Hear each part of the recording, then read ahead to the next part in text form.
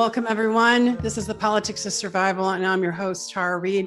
Thank you for joining us tonight. As many of you saw on social media, I was talking about how excited I was, and I am thrilled to meet someone I admire greatly and who has done a lot in the movement. And I want to go ahead and read his bio because it's just such an amazing bio. So excuse me if I look down, but I'm going to have to read it. So I'm going to introduce Omali Yeshitela, the chairman of the African Socialist International and the African People's Socialist Party, and also the founder of the Uhuru Movement. From the day he tore down the racist mural in City Hall in St. Petersburg, Florida in 1966, Chairman Omali has never stopped fighting for the liberation of African people everywhere.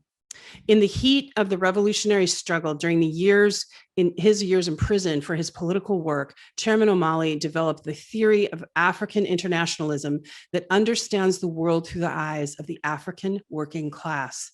In 1968, Chairman founded The Burning Spear, a newspaper which is still published today, with numerous articles, pamphlets, and books. He has led countless campaigns in the name of the African working class, including Community Control of Housing Initiative that won 22,000 votes in Oakland, California in 1984, 1984, and the campaign that freed Desi Woods, an African woman imprisoned for killing a white attempted rapist with his own gun. In 1996, the chairman mobilized a community to fight back following the rebellion sparked by the police murder of 17-year-old Tyrone Lewis in St. Petersburg, Florida. Chairman made reparations a household word. And this is really important. Reparations became a household word because of his work, and with the International Tribunal and Reparations for African People, which was held in Brooklyn, New York in 1982, finding that African people are owed $4.1 trillion for stolen labor in the US alone. The chairman founded the International People's Democratic Uhuru Movement in 1991 as a revolutionary mass organization to defend the democratic rights of the African working class. The party also launched Black Star Industries, bringing all the economic development institutions of the party under one umbrella, creating partnerships with community members. Today, Chairman Omali as the leader of the African Socialist International, speaks to his growing base around the world and leads worldwide movements for the liberation of Africa and African people everywhere. Welcome, Chairman, and I am thrilled. Thank you so much. Thank you so much. It's really good to be with you and have an opportunity to speak to you and to your audience. Thank you. Sure. I wanted to read your bio, and normally I don't read everyone's whole bio, but your bio is quite prolific. You've done a lot of work, and the Uhuru movement has lately been in the news, and it wasn't well known. And there's a lot of misinformation, which is why I wanted to kind of read read to the audience who you are. Could you describe, because what brings us here tonight is most recently there was an FBI raid, which I'm sure was very traumatic in St. Petersburg, Florida. And it's not getting as much media attention as another FBI raid on the former President Trump, but also in Florida that just took place. But could you describe that event and also describe the Uhuru movement and why that's even on the FBI radar, if you will? Thank you so much. I want to mention that St. Petersburg, Florida was one place where the raid occurred, but the raid also occurred in St. Louis, Missouri, where I am located right now, and where we are involved in an extraordinary economic development project to uplift the African community here that's treated so badly. So St. Louis, my home, was attacked 5 o'clock in the morning. My wife and I, who were sitting around the table planning out how we were going to be moving for the day. She oversees all of our economic work and was to be that morning working with 20 African young women who have been who've been trained as doulas right here in St. Louis, which every year sees enough Black babies die in the first year of life to fill 15 kindergarten classes. That's every year. So this doula program is what we were talking about. And suddenly, out of the night, this loud, booming sound comes from a loudspeaker, an electronic loudspeaker that commands everybody in the house should come out with our hands up. And this is the FBI, come out with your hands up with nothing in your hands. And then loud flashbang grenades began to explode all around the house as this person was commanding us to come out. So it's like these explosions are going on. We're being commanded to come out. So I walked out first and asked my wife to get on the phone to let people know that we were being raided. But she was not successful because our phones had been jammed. So we couldn't communicate with anybody. And when I got to the bottom of the stairs, I'm almost blinded because there's lights in my face, but in front of the doorway is this massive armored vehicle, and all around were these FBI agents with flak jackets and camouflage uniforms and automatic weapons. And when I walked out the door, these laser target beams were hitting me in the chest, coming off the top of these automatic weapons. So I expected they were going to kill me, like they had done Fred Hampton, in 1969. So they asked me to come out. My wife, she followed me out. And on her way out, she was almost struck in the face by a drone that they had sent into the house once I had opened the door and she was on her way out. So this drone passed her going up the stairwell. The explosions are still going off. This is 5 o'clock in the morning. Explosions are still going off around the house. And I was to later learn that they also had detonated these devices inside the rear of my house, in the rear stairwell, where they had knocked the window in and broken through the door and what have you. So once we got out, I was greeted first by these people who said they were FBI, and I was zip tied behind my back. My wife, when she came out, they handcuffed her behind her back. They took my cell phone. They said that they had a search warrant for my house, and I asked to see it. And they conveniently didn't have it right there with them on the spot, but someplace around in the vicinity, somebody had it. So I didn't see a search warrant, and they asked me to sit on the curb, me and my wife to sit on the curb, which was not something that was going to happen. And so they said, well, sit in the back seat of this car. You can sit here. And I'm saying, I don't want to sit anywhere. I want to leave here. I don't know why you're here. I don't know what this is all about. So they said, well, today, later this morning, there's going to be an indictment of a Russian national in Russia, and should he come to the United States, he would be jailed or something to that effect. And your name is somehow associated with the Russian national. And so I couldn't see a search warrant. I couldn't see the indictment because they said it hadn't been released yet. And it was only, and they had taken my phone. They entered my house. They stayed there for hours, so I harassed them finally about leaving, and so they said, "Okay, you can leave." With some difficulty, they cut the zip tie off me. They unhandcuffed my wife, and we were able to retrieve our car keys and to drive away. But at the same time this was happening, there's a solidarity center we have on the south side of St. Louis, which is predominantly white. And this is something that is occupied by the solidarity movement or the solidarity component of our party. which is primarily white people who do reparations work, essentially, not only in St. Louis, but in about 130 some odd cities in the United States and 30 states in the United States. So they were, the FBI at the same time had used battering rams and knocked the doors in at Solidarity Center.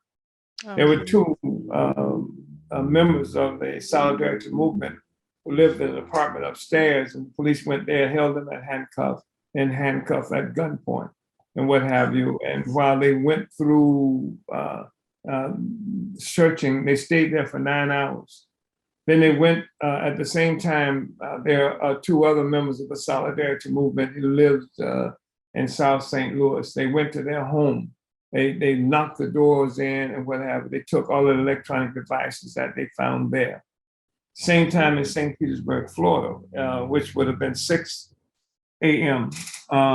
They used battering rams and they knocked in the doors. I mean, these are scores of agents. This is not a couple of guys, with a search warrant. These are scores of agents, and in camouflage. And in St. Petersburg, and in St. Louis also, the local police was involved. Same thing was true in St. Petersburg.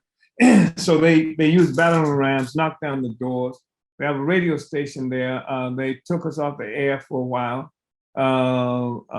And they occupied that building for hours. They stole their financial records. They stole recording devices, communications devices, and what have you. Just bunches of stuff like that.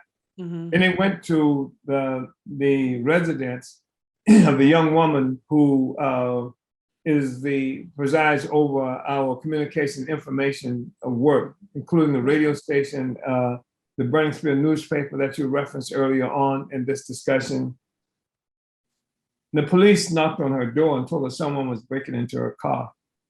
So she went out to the car and to see about what was happening and to open the car to check it out. And then the FBI came from around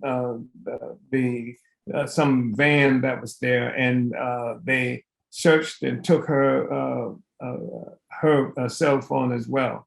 So this was a multifaceted raid that they made on us. And I can't speak about the details of this just because I expect an indictment, and they took all of our materials, financial receipts, records. We have something like 50 some odd economic development projects going on in the most impoverished sectors of the African community at any given time. And so they have records related to all of that stuff, and in some ways it, offers a potential for jeopardizing, that economic work, which is where they've always hit the African movement historically. The economic work that we do has been like a primary target. We can talk about that moving forward. But so this was how they hit us on July 29th, early in the morning, pre-dawn raid. Typical. And I just want to say this. You mentioned something about my biography, and I've been doing this work for 50 years, more than 50 years, 60 years. The African People's Socialist Party, experienced its 50-year anniversary in May of this year.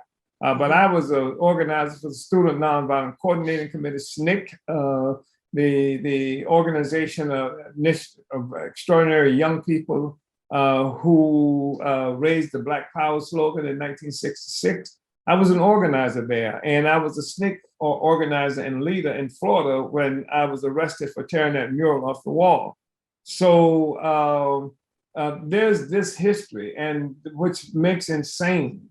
There's some kind of suggestion, as has been made by the kind of charges that's alleged against us, that we are in the employ of Russia because we raised up the issue of what did they say, of genocide against African people. But this is the historic demand that's come from our movement. 1950s, Paul Robeson was part of a demand for that. And he, by the way, was snatched up by the House Un-American Activities Committee brought into congressional hearings, are you a communist or were you ever communist and this kind of thing. I mean, the FBI, the whole array of forces brought against him. This whole genocide in 1982, our party organized the first tribunal on reparations for African people in the world that's ever happened in history. To make the reparations question, like as we said at the time, we wanted to make it a household word. And we held that tribunal based on international law. And one component of that law was the actual United Nations Convention on the Prevention and Punishment of the Crime of Genocide that the United States had not even ratified at that time. That was in 1982, 40 years ago that we did that. And so this thing about somehow the Russians got us to do this, and that we engaged in political work, electoral work. And so since we were doing electoral work, then the Russians paid for that too. And the Russians are responsible somehow for the electoral work that we do. And they're using us, these groups like us, and specifically us, in order to raise issues and questions that would embarrass the United States in the service of Russia or something to that effect. I mean, the charges, are just extraordinary, and so extraordinary, it's like the big lie. You tell the big lie, and it's a political assault that was made on us, and they've used the power of the law to carry it out, and that's quite part of the history, and either that or jailings and assassination. And so we anticipated all of that, especially on the 29th of July. So that's what we expected, all of that, and as things were happening, and it's still not finished, and that's something that really must be understood by everybody. There's a severe crisis that's happening in this country and much of the world. Yes. And in desperation that these forces are fleeing about and very dangerously, threatening the world and threatening us as well. So that's kind of sort of, like this, that's kind of sort of much as we can talk about in terms of specifics that happened on July 29th. Because the fact is that everything I say, even in this discussion now, which is being recorded and will be put into some kind of narrative that will support the ridiculous charges, and they are ridiculous charges, which and they're not made because of an assumption of a legal basis for them. It's a political charge, and that they can use the law to justify carrying out this mission and have some assumptions of a success based on the fact that the laws themselves are so broad that anything that one does can fit into it, and they can take text, they can take emails, they can take things that we've done in terms of webinars, et cetera, and even this discussion, and then use it to paint the picture that fits the crime that they have created. Yes, yes.